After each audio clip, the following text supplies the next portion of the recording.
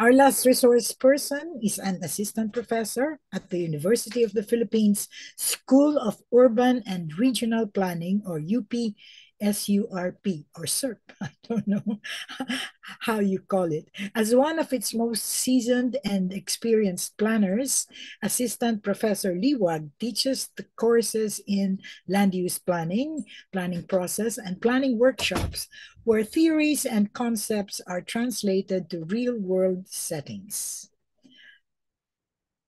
Apart from teaching, she currently takes on the role of college secretary, leading the team that handles the school's administrative operations and upholds quality management standards in human resources, finance management, asset and building management. And as a licensed environmental planner, she has under her belt 35 years of extensive and excellent work experience in the field of land use and development planning. Her expertise in urban and regional planning is also demonstrated by several published papers and articles for planning journals on topics ranging from regional and city development, land use planning, to manufacturing industry studies. Please join me in giving a warm welcome to Miss Carmelita Rosario Eva U. Liwag. Good afternoon, Miss Liwag. Yes, good afternoon po. Magandang hapon sa lahat sa mga kasama natin dito sa Green Convergence, no? I am actually representing my boss, Dr. Dina Magnaye, who is the Dean of UP SURP. Yeah, please bear with me because I don't have the PowerPoint, but let me just share my view about planning and urban planning or land use planning.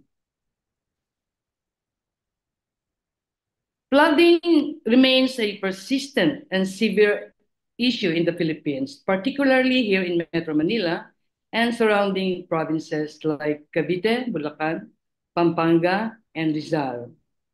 Our country's position in the typhoon belt and its low-lying flat terrain makes us highly vulnerable to heavy rains and storm surges. The flat, gently sloping terrain of Metro Manila exacerbates this risk, especially in towns located in low elevation floodplains near major rivers such as the Marikina, Pasig, and Tuliahan. While our geography is a significant factor, nabanggit kanina ni Dr. Tabias, no? Human activities such as rapid urbanization, deforestation, and inadequate drainage systems have severely worsened flooding. Climate change has further intensified this issue, with PAGASA projecting a 60-centimeter rise in sea levels by 2100, potentially submerging our coastal areas. Furthermore, the country is #1 in the World Risk Index in 2022. The measures, the WRI, or the World Risk Index, measures countries' disaster risk from extreme natural events and the effects of climate change based on each nation's exposure to disasters, such as storms, flooding, droughts, and sea level rise, and vulnerability or its susceptibility, the ability to cope, and the ability to adapt to these events. Unregulated development has significantly contributed to the worsening flood crisis, particularly here in Metro Manila. The Department of Environment and Natural Resources, or DENR, recently identified urbanization as a major factor in the flooding caused by severe tropical storm Enteng and the southwest monsoon. According to DNR, or according to Yusek David, the vegetation cover in the 69,000 plus hectares of this Marikina River Basin has notably decreased over the past decade due to urban expansion. This loss of natural vegetation has led to increased runoff in Metro Manila and more severe flooding in the downstream areas, of course, including Marikina, Cainta, and San Mateo, Rizal. We have also seen wetlands and riverbanks, which once served as natural absorbers of excess rainwater, being built over to accommodate our growing population. This has left our cities poorly equipped to manage stormwater. Informal settlements in flood-prone areas, such as riverbanks and low-lying zones, are particularly vulnerable. Informal settler families are estimated at 3.7 million, wherein 500,000 are living in slums and high-risk areas in Metro Manila or NCR. Relocation efforts have faced resistance due to economic and social reasons, and resettlement programs have been criticized for placing families in poorly serviced areas far from their livelihood opportunities. Our infrastructure, particularly Metro Manila's drainage system, has not kept pace with increasing rainfall or the impacts of climate change. The DPWH reports that nearly 70% of our drainage system are silted with waste. Kaya tama talaga ang sabi ni Engineer Panyo, no? And without comprehensive upgrades such as modern pumping stations and stormwater retention systems, our flooding problems will only worsen. Additionally, flood management efforts often suffer from a lack of coordination and integration across different jurisdictions. For example, while one local government may implement floodways, flooding can still occur if neighboring areas do not adopt similar measures, highlighting the disjointed nature of these efforts. Addressing flooding in the country requires more than quick fixes. It necessitates a fundamental overhaul of planning and infrastructure. We need to implement comprehensive urban plans that integrate climate disaster risk reduction as a core strategy. This includes preserving natural floodplains, modernizing outdated drainage systems, and enforcing strict zoning laws to prevent construction in high-risk areas. Without these critical changes, rapid urbanization will continue to exacerbate flooding, increasing our vulnerability to typhoons, rising sea levels, and other climate-related hazards. Incorporating climate disaster risk reduction into planning will help us shift from reactive to proactive flood management, ensuring that our urban policies align with national and global disaster risk reduction frameworks. National policies such as the National Urban Development and Housing Framework 2017 to 2022 emphasize the need for resilient infrastructure in flood-prone areas. Republic Act number 10121, or the Philippine Disaster Risk Reduction and Management Act, mandates the preparation of local disaster risk reduction and management plans that include flood management strategies. However, challenges persist in local implementation due to funding constraints and coordination issues among government agencies. The Comprehensive Land Use Plan, or CLUP, required under the Local Government Code of 1991, is a crucial tool for managing flood risk. It outlines land use and zoning based on hazard assessments. Yet, many local governments, as I experienced, struggle to update their CLUPs regularly, leaving some areas really, vulnerable to flooding. Currently, out of 1,634 local government units across the country, only 651 have updated their CLUPs, with 837 due for updating and about 146 they are yet to revise their very, very old CLUPs. Like here in Metro Manila, only 9 out of 17 LGUs have updated their plans. These figures underscore the urgency of equipping all LGUs with up-to-date urban plans to effectively mitigate flooding.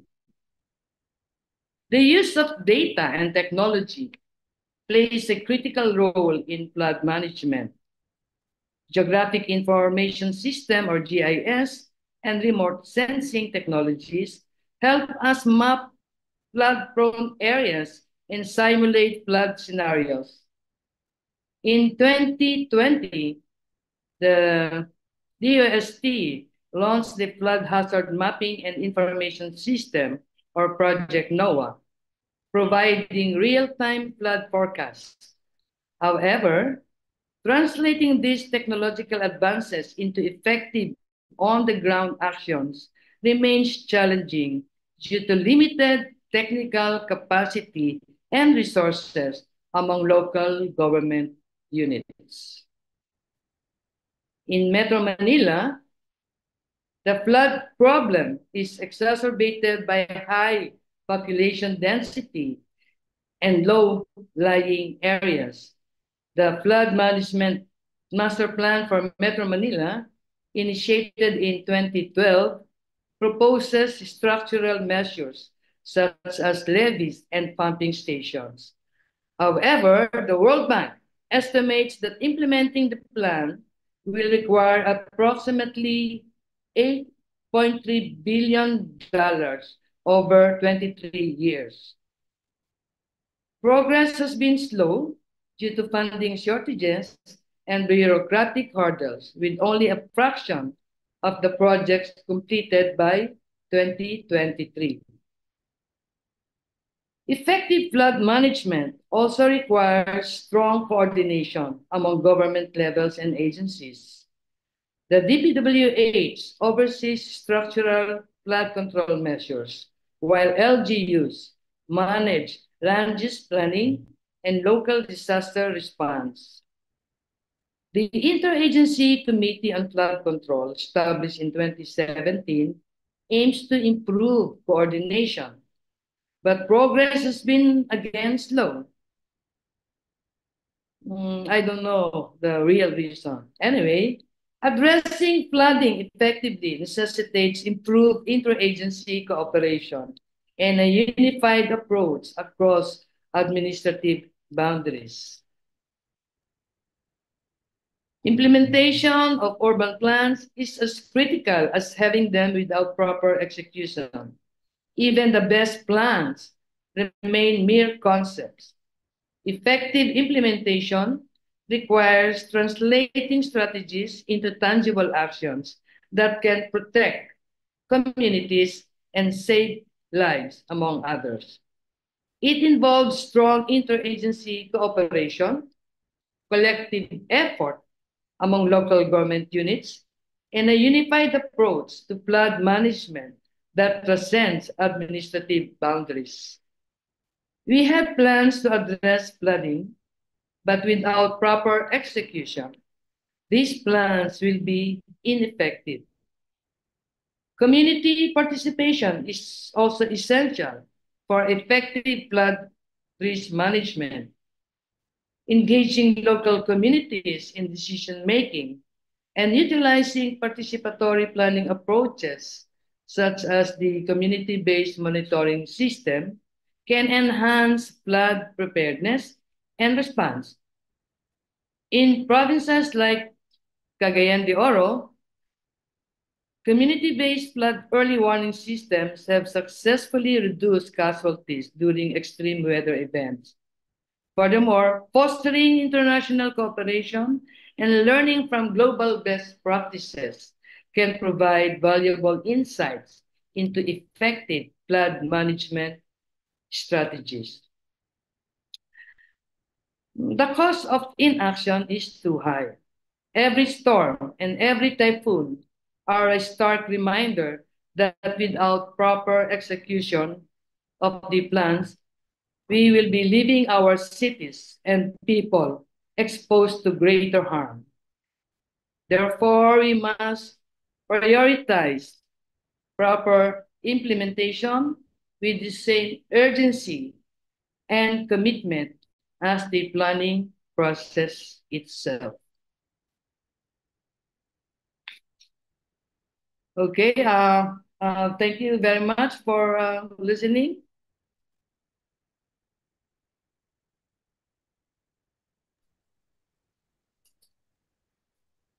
Thank you very much for that very interesting talk, Professor Carmelita Liwag.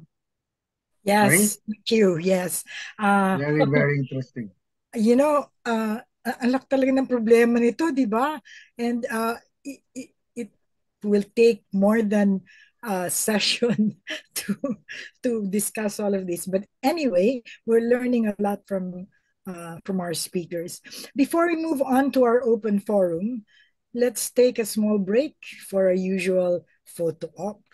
Our Zoom host, Maribeth Davila, will be directing the shots in a little bit. Meantime, while you turn on your cameras and get ready, David has some brief announcements for you. Okay, here we go. Ladies and gentlemen, may we ask everyone to please take on the evaluation. The Secretariat will share a link to an evaluation form for today's Kamayan Forum. In the chat box, the link will also be flashed on screen. Please take time to give us your feedback to help us improve the forum. Also, for those who will be needing e-certificates of participation, this is available upon request. You just need to fulfill two tasks. That is, you must be present at the forum and not merely pre-registered, and you must submit a duly accomplished evaluation form. Now let's go to our usual and monthly photo op for the Kamayan Forum. Yes, so they're ready na. So 1, 2, 3. One more slide. 1, 2, 3. Maraming salamat po. Okay, thank you very much. And now we are ready to open the question and answer portion of our forum. David? Just quick reminders, for those who would like to ask questions or share a comment, you may either raise your hand to verbalize it, or post your question or comment on the chat box. Questions can also be asked for those who are watching us on our Facebook page. Please unmute your microphone as soon as your name is called. Give your name, your organization, school, or location, then state your question and to whom it is directed. Be brief with your question and your feedback, as we have a limited time and we want to accommodate as many as possible during the allotted time. Yes, thank you. Now, let's see. Do we see any hand? There's a question from the Facebook page. I don't know if this was answered already, but let's ask it again. It's from Timothy Arandela via Facebook. Is detention funds needed in flood risk urban area or city?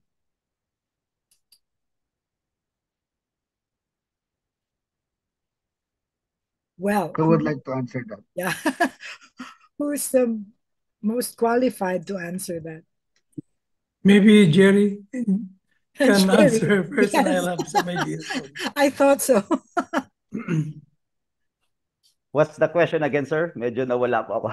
Yeah. Is detention funds, so are detention funds needed in a flood risk urban area or city? Para bang mandatory ba na may mga detention funds dapat tayo? Yes, sir. Actually, the detention funds are infrastructures that are good to be implemented or to be placed in urban areas. Ito po kasi ay hindi inilalagay sa bundok, hindi inilalagay sa midstream, but most basically on low-lying areas wherein there are big runoff during rainfall, pwede pong ilagay dito. Detention ponds are actually those that can be from a urban river, can be placed inside the peak discharge. Yung sudden na pagtaas po ng flash flooding, ito po ang kayang i-address ng detention funds. And if you have the opportunity to visit industrialized countries like Japan and Korea, they have many detention funds in urban areas like Tokyo, Yokohama. In fact, the Yokohama Detention Fund, ito po yung the biggest soccer field in Yokohama. Underneath that detention fund or inside that detention fund is the retarding basin. So marami pong mga paggagamitan ng detention fund. And one area that we lack in Metro Manila, so to speak, is yung open spaces. Wala po tayo gaano open spaces here. If we can put up a detention fund, then it can also be our open space and park. So marami po tayong mga condominiums. Let's put detention funds and ito po ang pwede nating magamit. Dito po sa Metro Manila, we have a proposal to come up with a detention fund along Quezon Avenue. But the last time we checked, ito po ay condominium na. Dito po sa area ng Maricaban, Pasay, meron pa po isang area diyan na aming tinitignan for a detention fund. Hopefully, we can convince the LGU to partner with us, and of course, kung ito po ay private property for the developer or for the people to engage in right-of-way acquisition through the eminent domain law. Thank you. If I may ask, Go ahead, Dr. Carlos. Yes. Actually, you're right.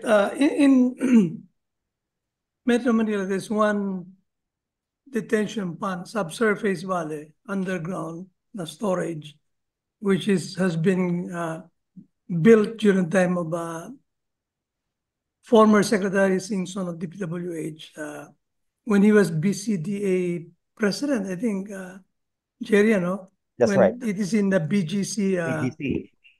Diyan sa may Fifth Avenue, whatever that is, in BGC. So that's quite a big subsurface where it's at the bottom. So I think he's been talking about it's a very good detention pond. There's another one that's subsurface. Some of them are semi, kasi we don't really have a lot of areas we can construct a detention pond. Dito sa Kasili, NLEX at saka EDSA, that's a fairly flooded area. I think it's a 600 cubic meters na detention pond. And then it connects, yung overflow niya, meron isang creek malapit doon that goes to Araneta, that goes to Del Monte and then goes to San Juan River. But what I think about detention pond, sometimes if it's in an urban area, you build a detention pond, maybe maliit lang yung area mo, but you dig deeper below, pag wala masyadong storage surface-wise, you replace it with a gravel bed. So porous siya papunta sa ilalim. Maybe 2 to 3 meters, if you can afford, and then replace the bed by a gravel bed. So the detention pond, which may not be so big, pwedeng mag-infiltrate papunta sa ground. So if you have gravel bed, if you have an area of 40 square meters, 2 meters, 80 cubic meters, 0.3 yung porosity, that's a lot of water that it can already store. But there's another detention pond dito sa may, actually, Jerry, dyan sa Soler, dito sa may Vertis North. I've seen that one. It's a park, but if there's plenty of rain, it will go to that quite a deep detention, depression. You might want to see that it's between Solar and the condominium High Park. So those could be opportunities that you can, and in fact, one sort of retarding basin of detention pond that I suggested to Secretary Singson before. In Tripa de Galina, coming from SLEX at saka EDSA, headwaters yan, papasok doon sa Magallanes, binaha siya noong Ondoy. In 2009, si Secretary Singson yung bahay nila. And then along the way, nandun yung Nichols na golf course.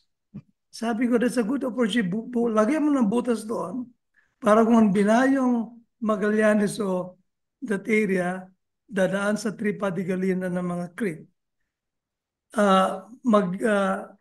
Pupunta muna temporarily yung tubig sa Nichols golf course. Anyway, nobody lives there. So you flood the golf course for the meantime. And then later on, lalabas rin naman yung tubig doon sa Tripa de Galina. So there are opportunities like that. Kung isipin mo, na magkaroon ng mga detention ponds here and there. That's a good insight. Yeah.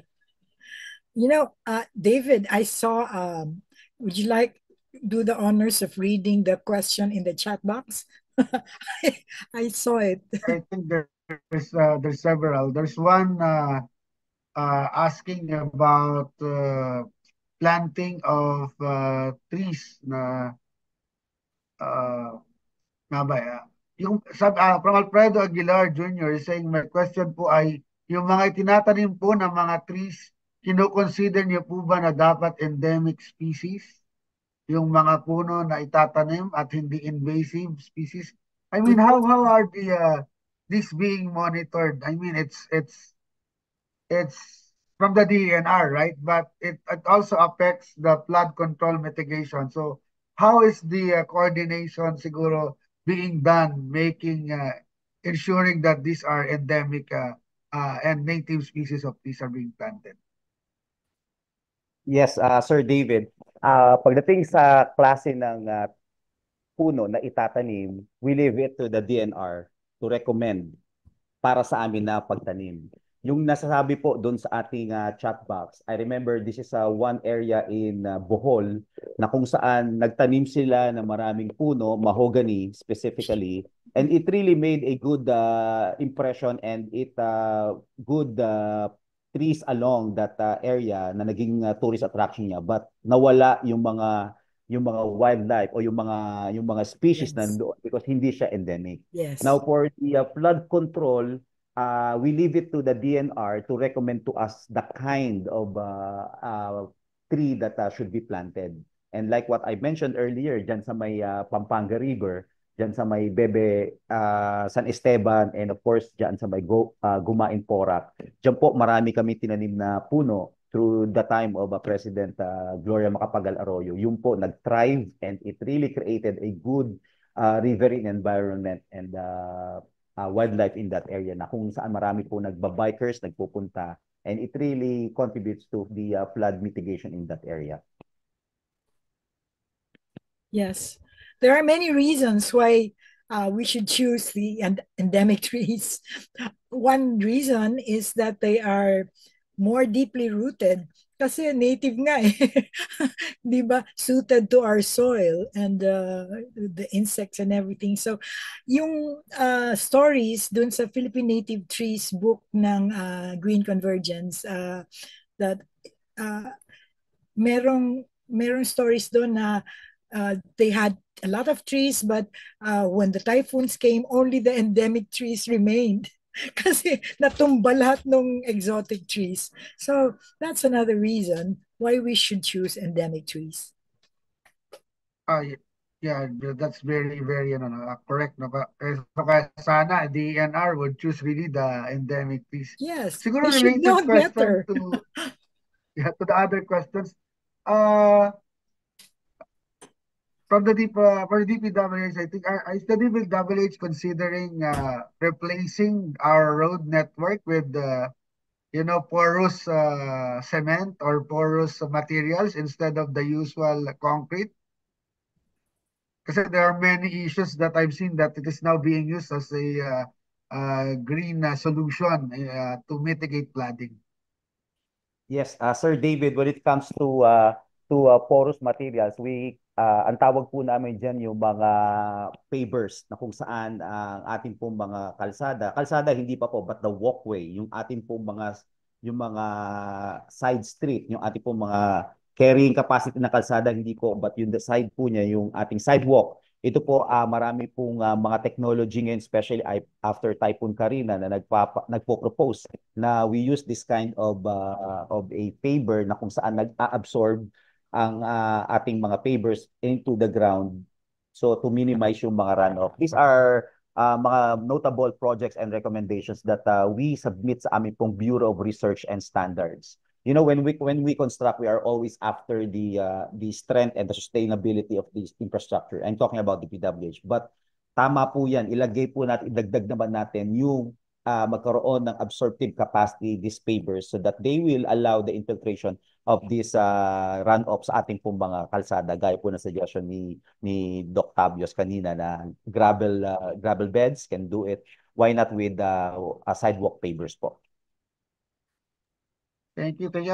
I think there's also a question with regards to disposal system from FEME JB Lalusis. With regards to disposal system of trash and plastics, do we have a program that addresses these problems? I think we do have, but it's not being implemented. So far, our only solutions are MRFs who still sends our garbage to landfill. With regards to oil processing, we have very few programs to collect and process oils used by restaurants as well. Do we expect private entities to take over of solving the problem on their own? I think related to that is, correct me if I'm wrong, is the water concessionaires like Maynilad and Manila Water supposed to do the sewage treatment as well? Kasi I think there's a portion that the consumers are paying. So I think that's related to each other. Yes, sir.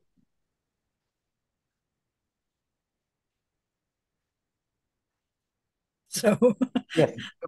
Pwede sumagot dun sa problema daw sa basura at yung ating sewage treatment na mukhang walang treatment, yung oil no, na nanggagaling sa mga food. Solid waste is always the function and the mandate of the LGUs at ng ating pong MMDA kung ito po ay nasa Maynila. But as it is, the MMDA itself is very much overwhelmed with the tremendous amount of garbage. The last time we had our coordination meeting, the MMDA through Chairman Artes, he reported that around 10,000 tons, that's 10,000 tons of garbage ang natatapon sa Metro Manila. And he said, alam mo Jerry, most of it, yung nasabi ko po kanina, and I am sorry if I have to be honest, yung pagpasok ng mga wrapping ng ating mga in-order online, yan ang marami. Yes. Once na makita niya yung black na bubble wrap, sabi niya, alam ko galing ito sa order. So sabi niya, after pandemic wherein people find it very convenient just to order and hindi na pumunta sa mga malls, that proliferated and increased yung ating po mga solid waste, yung ating po mga garbage. And ito po ang dapat nating i-address. And like I said kanina, if the Congress or we can come up with a law na palitan na yung mga wrappings na ganyan with the carton boxes, although it will be more expensive on the part of this yung mga online shopping na yan, but hindi naman po talaga magkakalat yan sa ating mga drainage at sa ating mga basura. I agree with you completely because I've been noticing that, and as early as last year, I was bringing it up na there ought to be a law regulating the packaging of these online sellers, no? Kasi ako mismo, nag-order ako syempre, no? It's convenient because, you don't have to go out, use gasoline or Grab or whatever. So, kaya lang, nakonsensya ako dun sa pag nagbukas ka ng isang parcel, mountains of plastic. Right. I Right. don't think they have to wrap it up so many times. Kung minsan, sumusulat ako sa kanila, sabi ko, you didn't have to wrap my parcel with so much Correct. plastic because tin can naman siya. Anyway, kasi daw, ang sabi nila, yung ibang customers, pag nayupi yung tin Correct. can, nagre-reklamo. So, Tama. kasi may I kasalanan din remember, natin. correct. Pag I nayupi remember yung box, Ma'am Marie, nagre-reklamo. Ha? yes. My teenage daughter, she ordered yung power button ng kaniyang iPhone kasi Yeah. nawala, na-touch. That is just a small piece. Pero nung Yes. dumating sa bahay, Phoenix is just like a football. Ganun kalaki Yes, ka yes. football. Oo, So, ang liit talaga. yung nasa gitna. And I was ashamed to say na talaga namang grabe ang pag-rap. Grabe, But ang as it is, yung dami. pong dapat i-address. Yeah, I remember ako din, napaawi kasi I have tindahan ng kalikasan, di ba, Miss Marie? I have my own packaging already that's recyclable, biodegradable, and they keep on telling me, no, you cannot use your own package. You have to use our plastic packaging. And I was saying, kaya nga tindahan to ng kalikasan because it's supposed to be environmental and I package it already. Pero wala eh. You have no choice. And I think they are also exempted from the extended producer's responsibility because they are not the one producing the plastic. So they're getting away with it. So Yeah, very, very, I don't know. but this issue is very close to my heart kasi I used to give trainings on solid waste management when I was with Mother Earth Foundation. And parang perennial problem din itong solid waste na-exacerbate nitong online sellers. Na-exacerbate talaga, especially when Christmas, yan, malapit na ang Pasko. Yan ako, Mariosep. You can imagine how much waste we're going to have and how much they will contribute to flooding and environmental degradation. So we have to have a law against to regulate this. I agree with you. By the way, I wanted to ask you: is your family name pronounced Fanyo or is it Fano?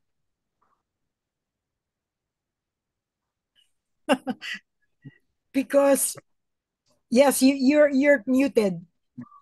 You're muted. Yes, ma'am. Yes, ma'am. Pronounce as spelled.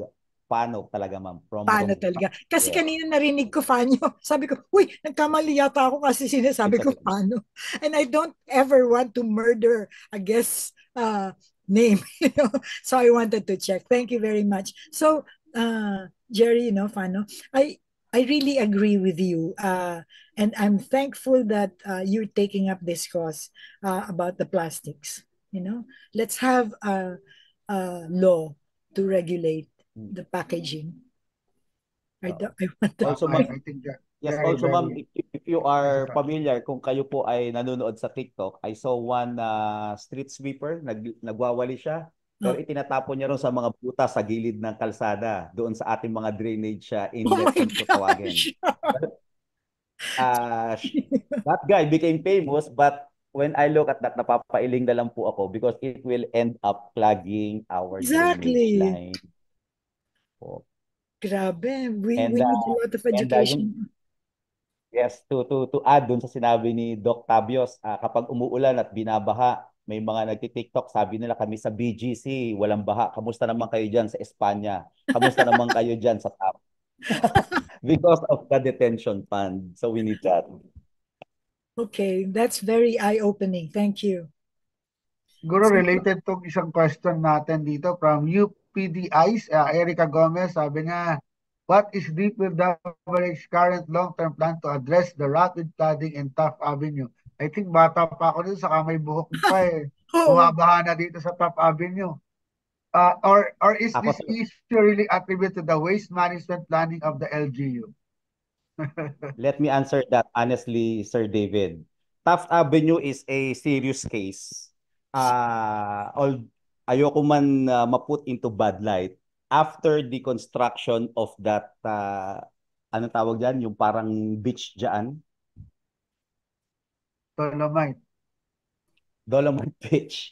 You know, I am very familiar because in Taft Avenue, we have like 1, 2, 3, 4 na butas dyan na merong outlet. So from dito sa Remedios, Circle, dito sa may Padre Paura, yan po ay may mga butas going into the Manila Bay. But during the implementation of this Dolomite Beach, ito po ay sinara. Oh, Why? For the purpose of not making destroying the Dolomite Beach and its pristine condition. So ito po ay sinara at naglagay po dyan ng tinatawag ng Manila Bay Mandamos na kung saan meron po dyan pump dapat. Ang idea is all river o all storm waters going into Manila Bay should be clean. We agree to that. But alam niyo po ba sa Japan, hindi naman talaga tinitreat ang mga tubig baha na pupunta sa dagat. Hindi po. What they are doing is just having garbage traps that collect yung mga garbage, yung mga solid waste going into the sea. But the condition of the water, ito po ay ina-allow nila pumunta sa dagat. So, with the idea of this Mandamos to filter, to treat all flood waters, ito po ay pinadadaan nila. And the pump should be around 15 cubic meter per second ang capacity to be able to pump out all floodwaters from Remedios Circle to Taft to Lasal, from Lasal. Ang nangyari po dito, hindi po kaya ng pump. Hindi po kaya ng pump talaga. That's why they have a sluice gate there, a floodgate na kung saan pag mataas ang tubig baha o Manila Bay, ito po ay sinasara and they pump out the water. But the problem is, hindi po kaya ng pump. So, ito po ang dahilan kung ba't madlakas at madalas bahain ang Taft Avenue ngayon and Remedios Circle. Kung kayo po ay napapadaan dyan sa may rotonda ng Remedios Circle, 5 years ago, hindi po yan bahain gaano. But now, konting ulan lang, binabahayan because of the idea to really close these floodgates along these 5 areas and prevent the destroying of this man-made beach. So, I want to comment further. Yung po ang na flooding talaga dyan. Very interesting. Thanks for the courageous and brave bravity to answer that question directly. yes, I honestly, think there's yes. very honest. I think there was a question here. Ito, I think, madalas ko napakinggan, no? Na pag bumabaha, umuulan, ang dami-daming tubig. Then, pagdating ng summer, naman problema tayo kasi wala tayong Wala tayong tubig. tubig. How can we utilize that? Kasi there's already a law for rainwater collection.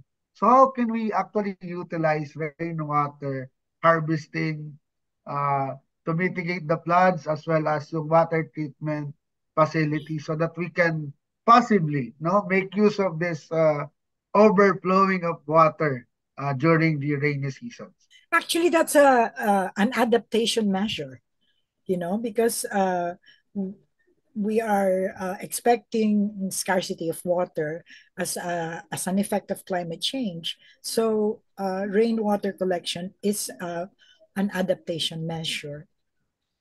Very interesting question. That's from Miss Rachel Baldonado from Green Party and Bayanihan para sa Kalikasan. Yeah. Paano kaya natin ma-maximize yung pag-convert itong floodwaters into possibly water that we can utilize for agriculture, for drinking, etc.? Yeah. Kailangan ng planning and then execution, implementation. Madaming plano tapos hindi naman na-implement, hindi naman na-execute. So, that's... Yes. Rainwater harvesting and collection system, ito po ay matagal nang in place na programa ng ating gobyerno. And in fact, in 2020, DPWH assisted hospitals under DOH and school buildings under DepEd to put up rainwater harvesting and collection systems in their facilities. Kung mapupunta po kayo sa mga eskwelahan, meron po dyan from the rooftop, meron po dyan parang PVC pipe na nakakonekta sa mga S-tank o BEST tank, yung mga kulay asul po na ating mga tangke, at kinokolekta po ito. These are being used for yung paghugas sa lababo, not for drinking of course, but pambuhos sa mga CR and linis ng kotse. pangdilig. Yes, ito po ay ginagamit. Yeah. But ito po ay in terms of the magnitude, ito po ay okay for school so that the children will have an awareness that we really need to collect this. But to replicate this to everyday, to each household, ito po ang naging challenge. Yes. Dapat po ang bawat bahay natin meron tayong ganyan din for it to really work. Ang tanong, sa mga bahay po ba natin gumagamit tayo ng ganyan?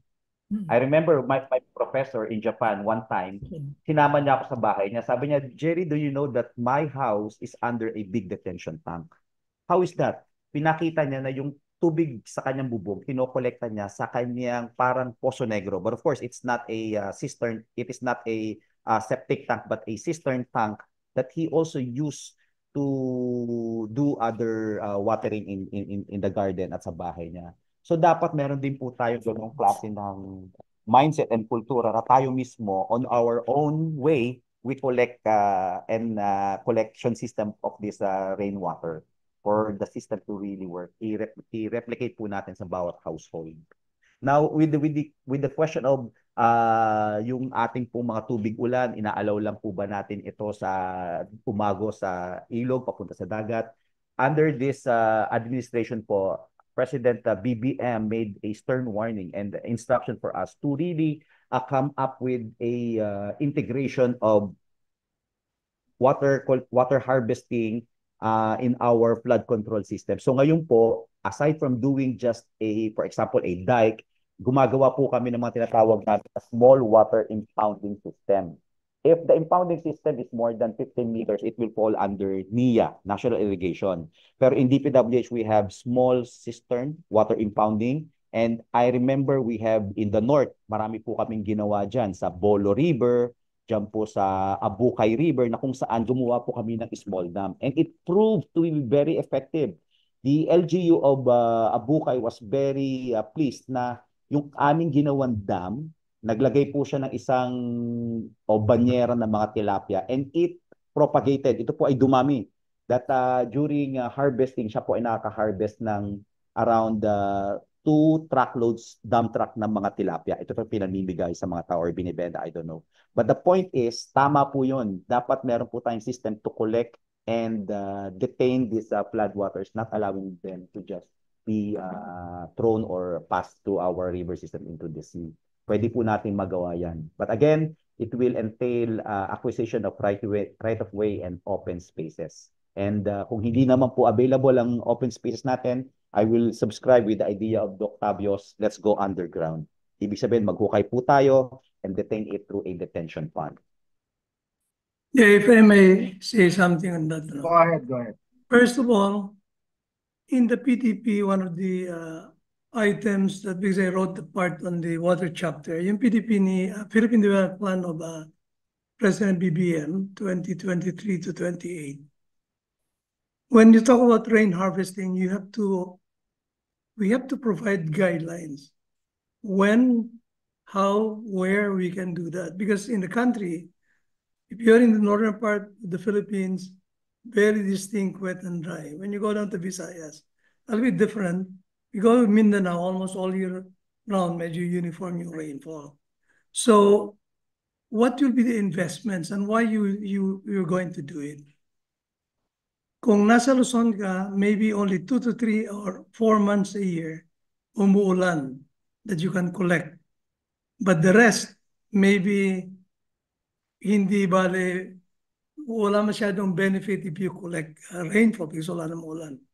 But the other idea is that I think you have to impress on the people that when you do rain harvesting, it's not only for a single purpose of collecting for water supply, but rather it is also for perhaps flood control and then perhaps for recharging the groundwater.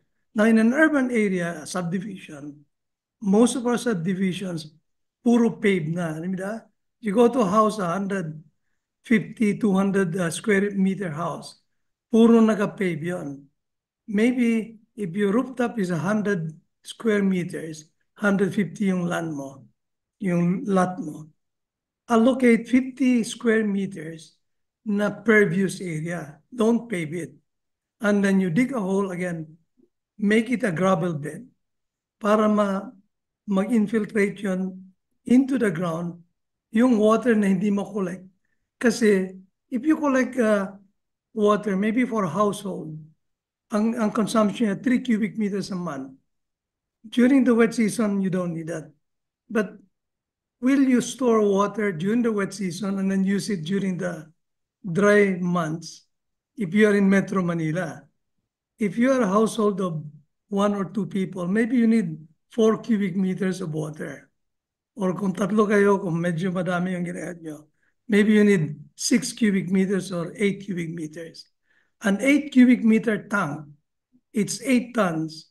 That's as big as yung tanker ng mga truck. Will you have a facility, you have a structure, mabigat na mabigat yon, and invest for that size of a tank? You won't. Hindi ba? Maybe you only have a 1 cubic meter, yung nakikita ko 1 cubic meter. Nilalagay sa rooftop, they pump water there para lang by gravity, pero it's a daily basis you store water. So if you just tell people na collect water for water supply and even to use that gray water kung meron kang acid rain, maybe they won't invest in that. So if you have a household that you collect water for flood control, so to speak, sabihin natin 30% of your land, yung lot mo, to infiltrate yung 20 milliliters per hour na tubig. In a subdivision, hindi na babayin yon. And I've seen subdivisions na yung mga low-lying areas binaba, doon mag-iipon yung tubig because everything, all the lot nila puro paved.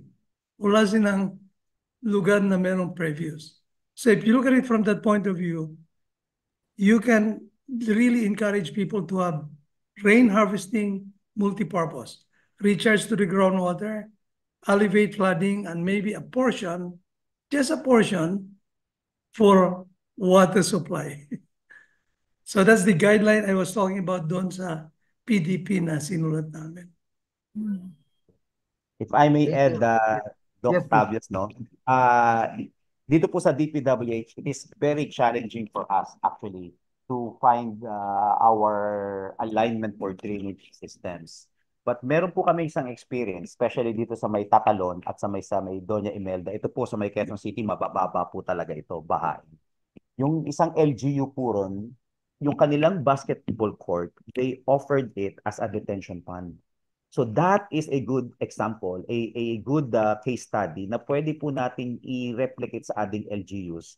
That if you allow us yung basketball court nyo na paggamit sa amin, huhukay kami ron. Of course, we will put up a detention pond. If it is along the drainage line, ibabalik po namin ang inyong basketball court. And that can be a rainwater harvesting and collection tank. We can do that. Marami nagsabi, paano yan pag malamok? Wala pong problema. Actually, yung lamok can be treated by putting salt doon sa ating cistern tank na magiging, and wala na po magiging kiti-kiti dyan. So what I'm saying is, we can open this idea that other LGUs can cooperate with the district engineering offices. Marami pong district engineering office sa DPWH, 186 all over the Philippines. If they will just allow, through a memorandum of agreement, to allow the use of their basketball courts for detention tanks, pwede po yan. Yeah, but what I'm talking about is a very simple, cheap na approach. You create a pervious area, 30% of your lot area, and then maybe dig a 1 meter hole, 1 meter, and replace it with gravel. There's a lot of water you can already store. 30% lang, no? I bet you isang subdivision. Maybe your 20 millimeter rainfall, orange warning, ma-absorb niya yon. It will not get out of the streets. Ganun lang, kinupit ko na yan, ganun mangyari.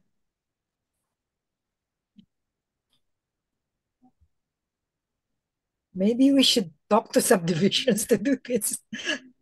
It's like, as I was saying, it's like requiring not only, but it could be a law, Bale. Yes, Now, yes. if you build a house, 30% you allocate pervious area, do not cement. That's all. Di ba? Kasi Yeah. hindi lang flooding yan, Dr. Tavis, because if all will be cemented, we are also, di ba, depleting and not bringing back water to our groundwater, di ba? Kasi Yes, lahat oh, cement. ganun. Ganun nangyari. Actually, there is a technology for flood mitigation called deep underground aquifer recharge. Ito po ay the same principle as like putting up a deep well sa inyong bahay. Kung ang lugar nyo po ay madalas bahin, and if you identify a depressed area, the lowest area in your community, pwede po ron magbutas ng parang deep well, and dun bubugsak ang tubig and hihigupin po yung pababa. But of course, you have to put some mesh screens to prevent yung mga garbage na pumunta ron sa inyong ibinutas na deep well. Ano kagandahan nito? Even if it is murky, muddy yung ating mga tubig, kapag ito po ay bumaba uli sa ating pong aquifer, meron po itong natural filtration na mangyayari because of the sands and the stones under our aquifer. Ito po ay magiging malinis, and you can also draw out that water also. So ito po yung mga ideas na dapat ipinopromote natin dito sa ating bansa.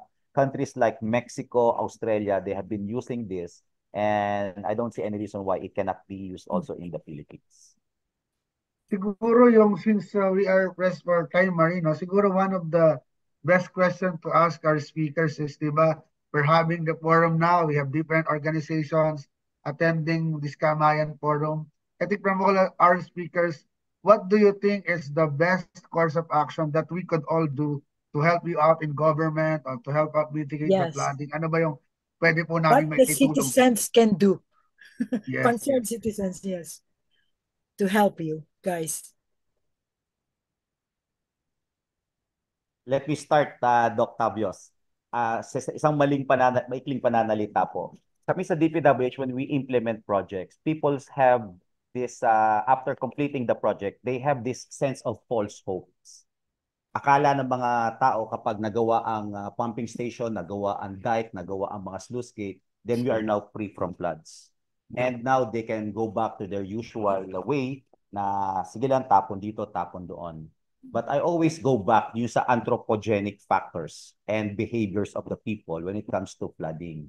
We may construct all these beautiful and these high-end infrastructures, even the technical capability of Japan and Korea, pwede po na ituro sa atin. But if we do not change our behavior, our culture of wala tayong pakialam, we throw our pet bottles, we throw our garbage everywhere, then all of this will be overwhelmed. These infrastructures, they will be suffocated, they will be clogged, and alam nyo po ba ang kalaban ng mga pumping stations natin? Because these are pumps, ang kalaban na kalaban po niya ay yung mga spring ng ating mga upuan.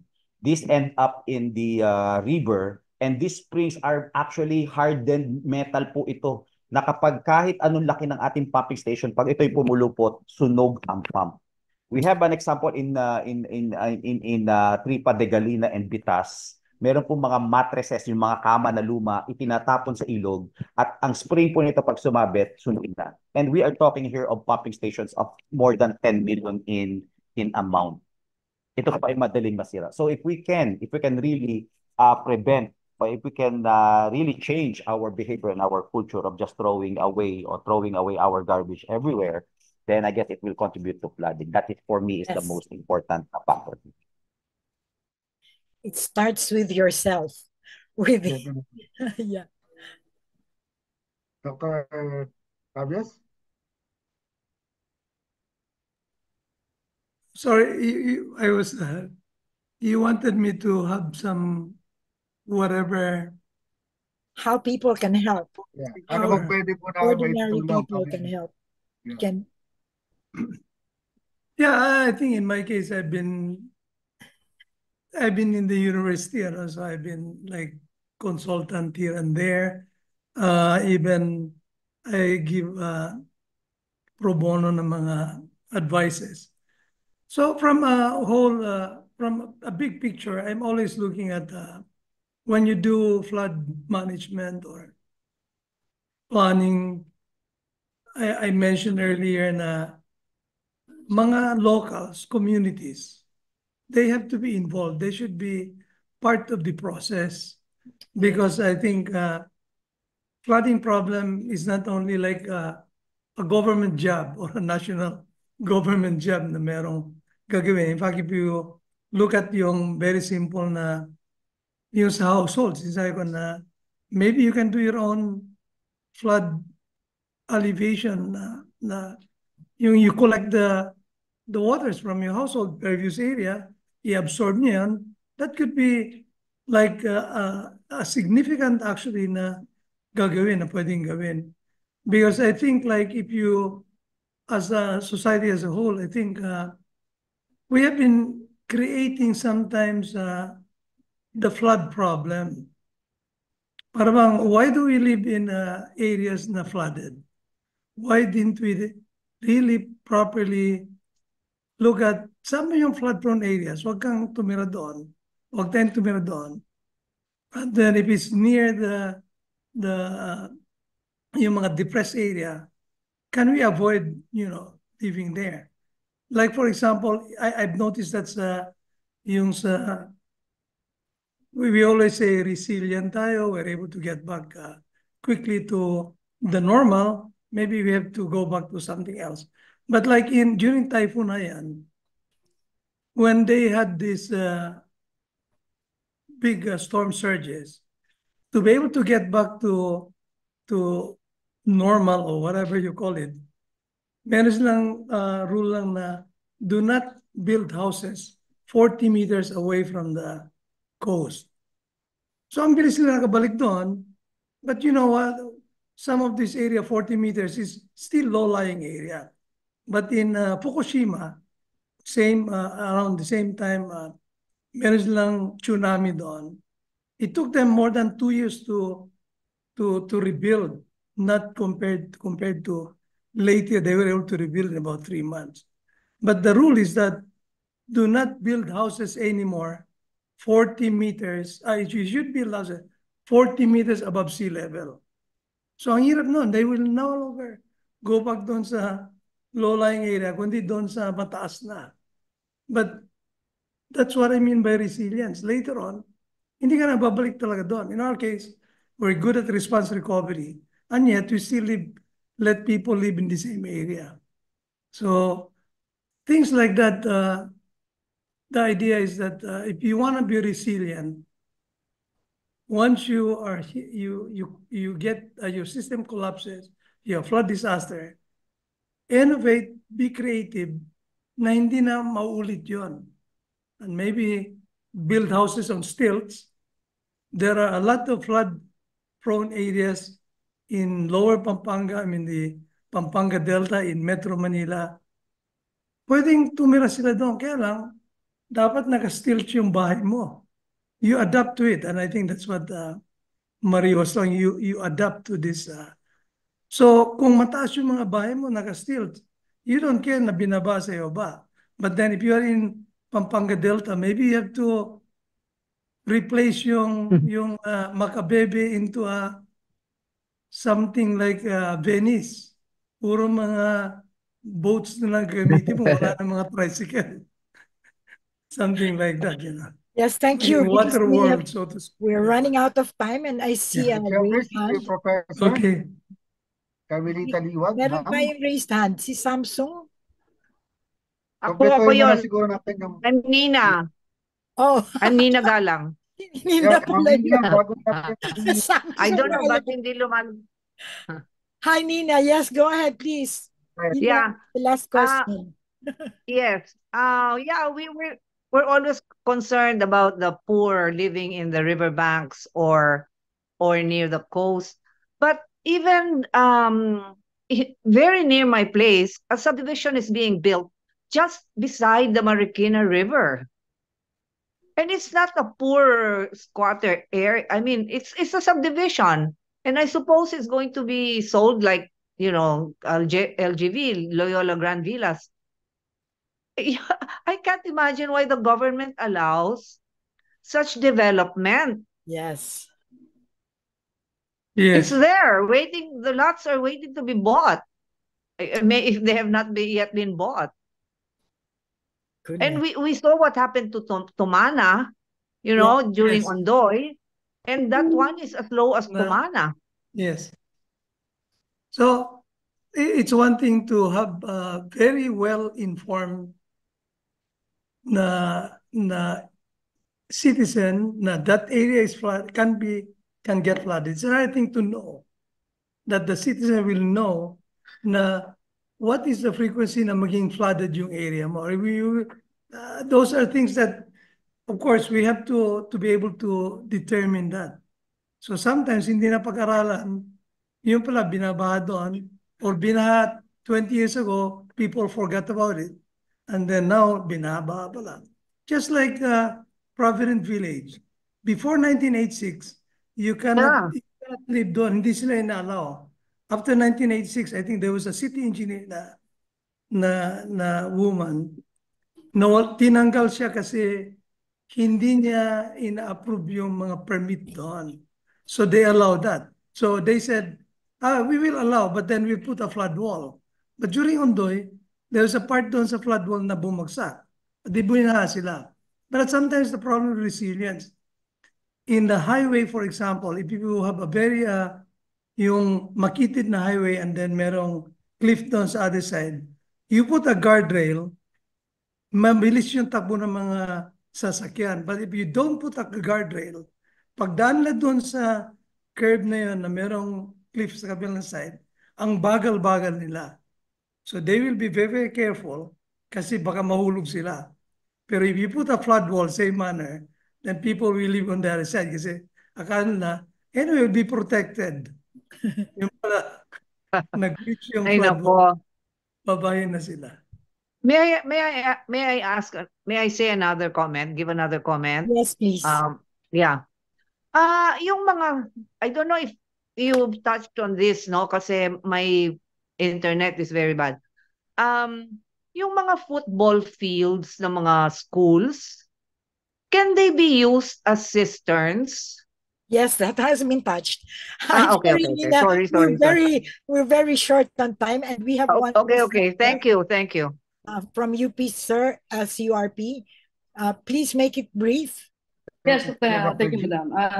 Ang gusto ko lang sabihin, bilang ako taga UP SURP and we are into comprehensive land planning, tulad ng sinabi ko kanina, ang planning process natin ngayon ay very participative, pero may mga ilang LGUs na may mga stakeholders na hindi sila, they don't mind at all, they don't attend workshops. Pero may mga LGUs na very much attentive at alam nila na meron silang bosses when it comes to doing plans for their own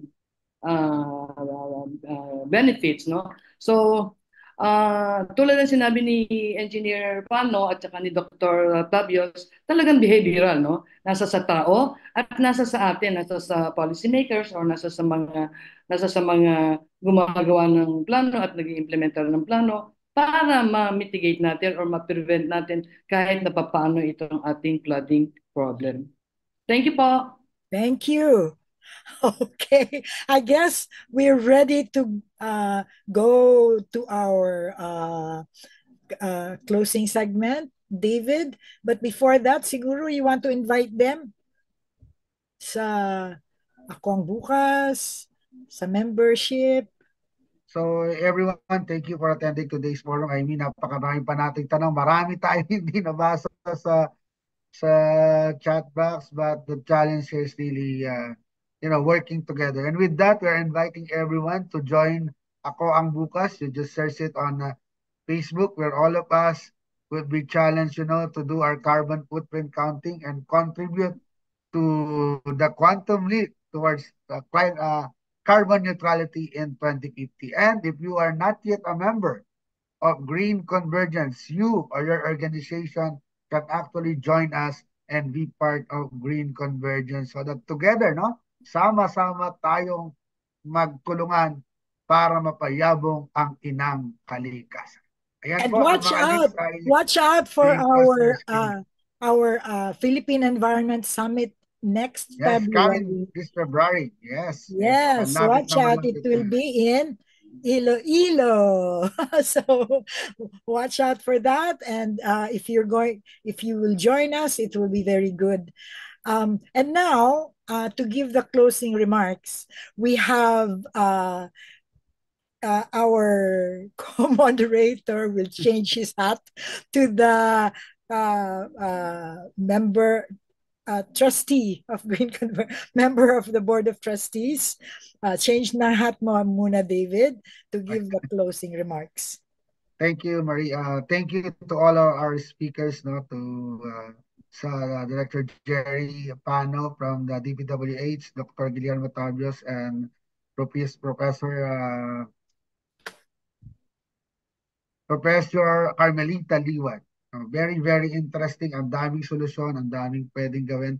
The DPWH is truly doing their best, although with the how do I call that, with the technicalities and what's going on with the government, with the politicians in there, is not entirely on the hands of the DPWH and the implementers. So things should also be changed on that perspective. I think the very interesting as well with Dr. Tabios is that we need to work with nature and not go against nature, because there are certain things that really cannot be solved. If you are in a floodplain area, you should expect flooding whatever you do, because water really finds its way. So adaptation is necessary.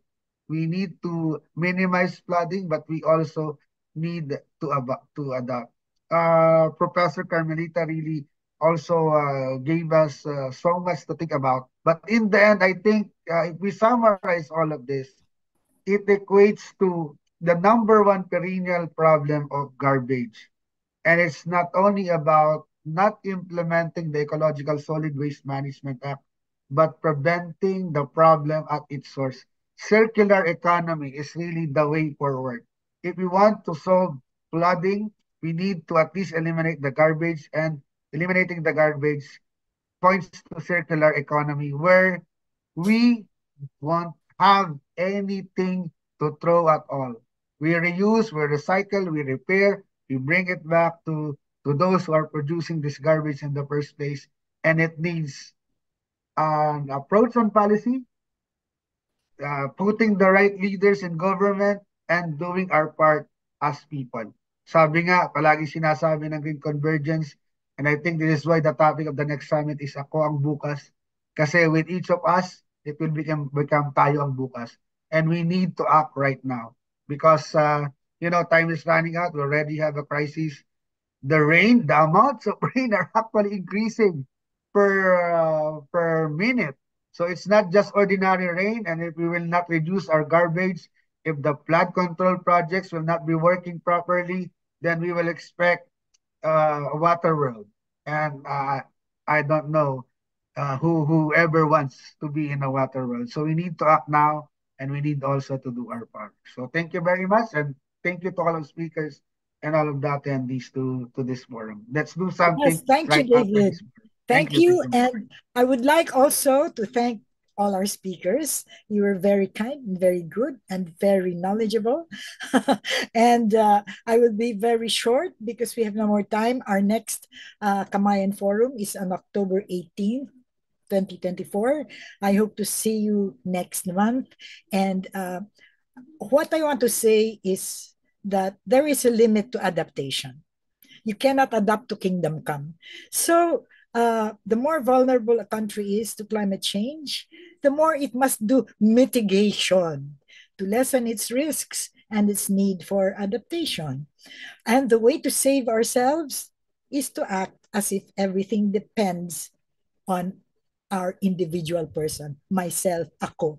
So, but the problem is our citizenry lacks awareness and information, and I think the government has to do a better job of educating the public, especially the ones na nasa laylayan, sabi nila no? Yung nasa laylayan. Kasi lagi natin silang sinisisi, pero sila yung hindi nakakaalam, they are not aware, and nobody's teaching them. And I found this out, I proved this when we were teaching tawag dito, solid waste management in barangays, no? Pag ang barangay natuto at nakita nila talagang ginagawa nila kasi they know why. They have to know why. Kasi hindi pwede yung sasabihan mo lang, oh, tapon nyo yung tamang lugar. Bakit hindi nila alam kung bakit? So, let's try to help educate everyone. Thank you. And this is part of it, no? Our platform for education, Green Convergence's platform for education is this Kamayan para sa Kalikasan Forum. Thank you for joining us and see you again next month.